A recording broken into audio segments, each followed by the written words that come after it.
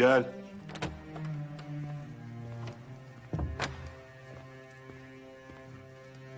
Hünkârım, Galip Efendi geldiler. Alın içeri paşa.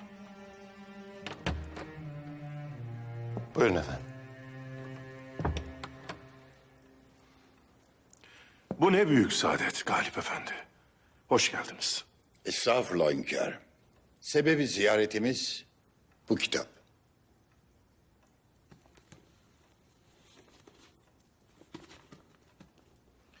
Buhari-i Şerif. Siz de sabah namazlarından sonra okursunuz. Lakin bu sizin okuduklarınızdan değil hünkârım. Ne farkı var Galip Efendi?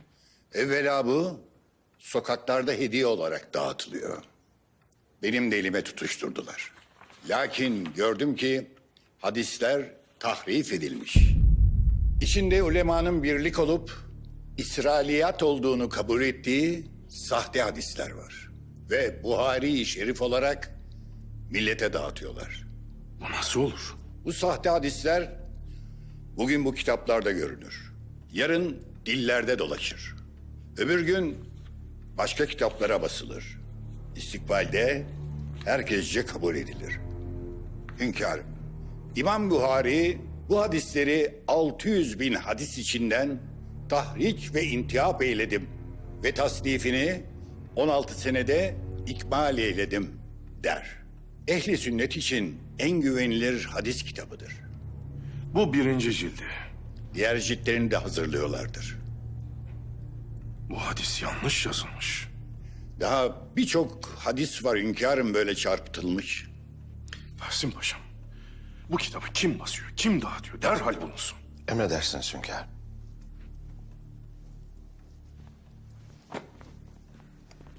Allah sizden razı olsun Galip Efendi. Siz olmasaydınız bunu fark edene kadar önüne alamazdık. Allah sizden razı olsun hünkârım. Neredeyse Buhari-i Şerif'i her gün okursunuz. Bazı hadisleri de ezber ettiğinizi biliriz. Bu meselenin kıymetini bilen bir hünkâra sahip olduğumuz için şükrederiz. Siz tedbirinizi alırsınız. Kim niye böyle bir iş yapar Galip Efendi? İslam'da tahrifat yapmak isterler hünkârım. Kur'an'a dokunamayacaklarını bildikleri için hadisler üzerinden şüpheye düşürmek isterler. Müşkili budur ki sureti haktan zuhur eder. İslam hakikatlerinin arasına batılları karıştırıp insanların aklıyla, imanıyla oynayacaklar.